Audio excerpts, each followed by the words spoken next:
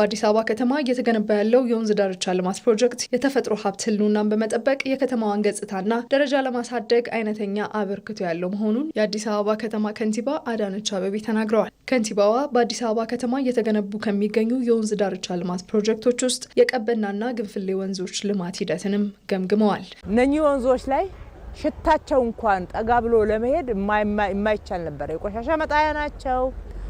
በተለያየ መንገድ ወንጀል የሚሰራባቸው ጨለማ ስፍራዎች፣ ሰው የማይጠጋባቸው ነበሩ።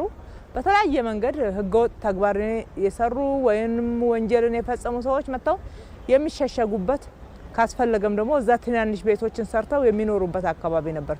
ዛሬ ጫካው ተገልጧል፣ ጨለማው በርቷል። ለከተማችን ትልቅ የቱሪስት መዳረሻ ስፍራ ሆኗል።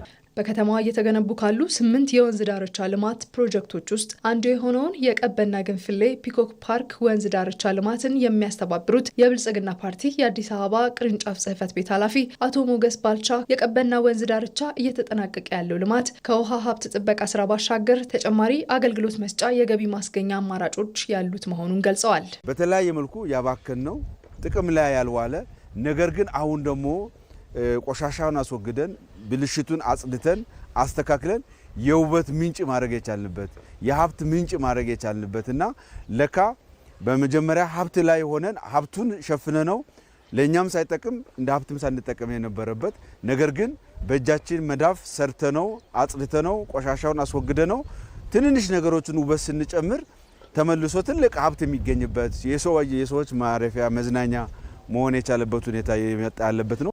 ለአዲስ አበባም ለሀገርም አዲስ የሆነው የወንዝ ዳርቻ ልማት የከተማዋን ህልውና በጽኑ መሰረት ላይ ለማኖር ከተማዋን ከስሟ የመስተካከል ትጋትን ለማሳለጥ የሚያግዝ ውጤት እየተገኘበት ስለመሆኑም ከንቲባዋ አስታውቀዋል። የወንዝ ዳርቻ ልማት እንግዲህ በኢትዮጵያ አዲስ አይነት ልማት ነው። በድፍረት የጀመርነው ነው። በድፍረት ጀምረን በብቃት በልቀት ሰርተናል ብለን እናምናለን። ስራዎቹ ይህንን ይመሰክራሉ። እጅግ በጣም የሚያኮራ ለብዙ የከተማችን ነዋሪዎች የስራ እድል የፈጠረ እንዲሁም ካሁኑ ጠፍተው ደርቀው የነበሩ ምንጮች እየመጡበት እየፈለቁ እየተገኙ ያሉበትን ተጨባጭ የሆነ ውጤት እያየን ነው።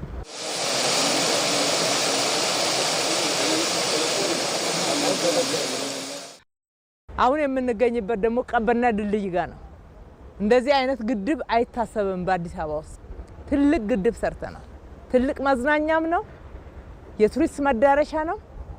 ለአካባቢው ትልቅ የሆነ ጤናማ እይታንና ጤናማ መዝናኛ ቦታን የሚፈጥር ነው። እንደገና ደግሞ በከተማችን ላይ ያለውን የመጠጥ ውሃ ችግር ለመፍታትም ጭምር የተጠቀምንበት ነው ማለት ነው።